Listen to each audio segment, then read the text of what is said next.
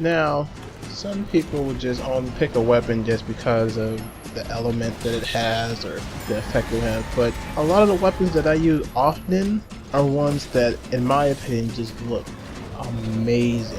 Like, these are weapons that I would want to have in real life. So, without further ado, here's my top 5 longswords, or katanas as I call them, in Monster Hunter. Okay, let's start this off with the Wyvern Blade Indigo. This weapon is actually the same compared to the Hunter, or Huntsman, I can't remember his actual name, but I don't know if you remember from the story, the guy that comes in sliding down on Zoro Magnaros the first time you fight him, and he just has this green blade. This is essentially like that, but instead of poison, which is the one you can actually get similar to that one, this is fire. I know, a lot of people just like, well, there's more options. Well, it's just this one looks amazing. Even though my favorite color is green, this one is still really good up there. This is one that I actually use if I want to use a fire katana, even though I can use the Anjanath one, which has more fire.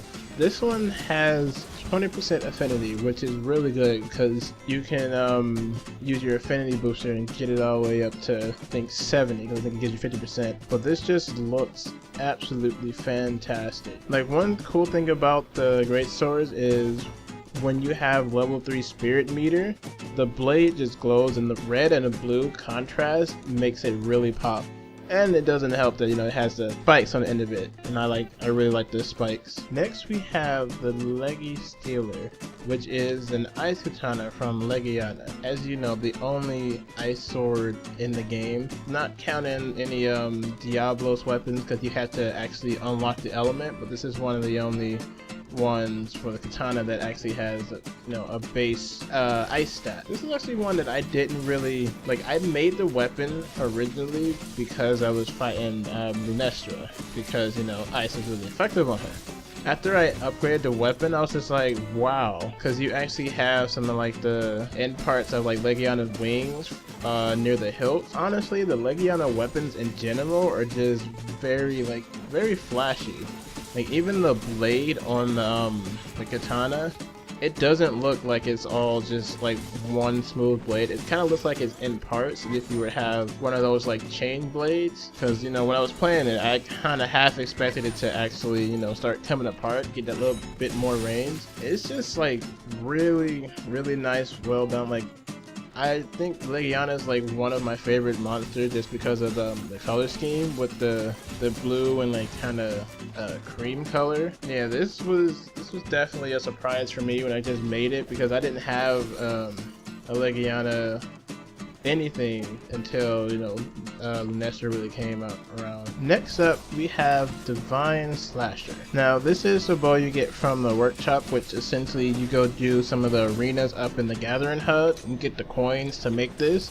This is one of the hardest hitting katanas in the game. It even hits harder if you put non-element up, I think it's called. But essentially it raises the base stat of any weapon that doesn't have an element. If you actually wanted to, you can awaken the element, which it has a dragon element and it has a high elder seal. If you don't have a weapon with high elder seal, which since Devil Joe's out you should already have one, you could always use this one. Doesn't have that much dragon attack, but it still is a really good weapon. Now I like this one because of the style of it is, I'd say, more samurai, because the hilt has this weird, like, I want to say like spiral that like cut or something. That probably explained that terribly. It just looks like something out of like feudal Japan type era, or something like a legendary warrior would have. And even on the blade it has some inscriptions. I can't really see what it is because I need to zoom in. This was just a beautiful looking weapon that actually looks like it belongs in kind of like a museum or something. I am about to butcher this name. Next up we have Els Varga Slayer. Now this one is obvious. You can tell that it's from Beelzebub because on the end of the blade, not the sharp end, the back end, you actually have, which looks like the little bombs that Beelzebub drops. It's an interesting weapon because it looks like it has, like, it almost like it has a Beelzebub's face right on the hilt. And it looks more of like, I don't know, something that you'd see, I want to say like a Viking use, but it's just like I almost half expect my character to just like hold it up and, you know, He-Man status, I have the power. But I do like this weapon because it actually, like, if you're looking at the blade of it, it actually has the texture that you see on Beelzebub's for the scales. So it almost looks like, you know, you have the head, the body, and then the bombs that Beelzebub's drops. And that in itself was just like, it was an interesting concept. Like, it's something that you really wouldn't think you would put on a sword, but it's actually really good. Like, it has blast damage too. I like this weapon a lot because it looks more like the monster that it came from. Okay, last but not least, we have Empress Sword Stites. If I'm pronouncing that right, probably not. But this is the Xenojiva, if I'm saying that right, but I usually call it the Xenomorph, the in-game monster. This is the sword combined with the Nestor one and the Xenomorph. The design of this sword I like because the hilt of this actually looks like something you see on a pirate sword, even though you're still holding it regularly, so it's like essentially that's how I see it's like an oversized pirate sword, but the blade looks more of like something you would see from India, or I don't know if it's true or not, but like, you know, kind of what you would see in movies of people from India, like the guards. On top of that, I like the physics of the parts from the Xenomorph. It flows and it moves, and me being someone who has a history in animation, because that's what I studied in college, to see that actually work, it's just, in my book, it gives it extra brownie points.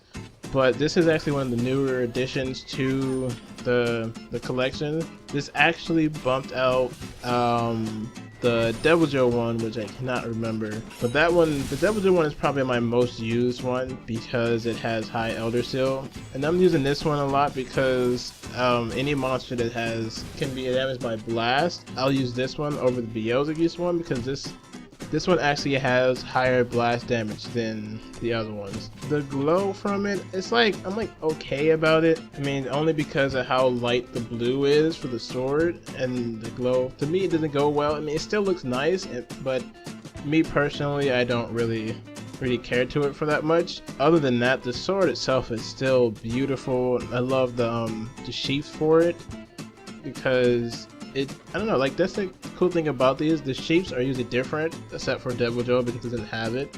If you like the video, leave a thumbs up, and if you want to see more top 5 amazing looking weapons, hit that subscribe button and make sure you hit the bell icon to be notified, because YouTube won't notify you unless you hit it. Hopefully your hunts go well and you get the loot that you need. I've been Shadow Loki, and I'll see you next time.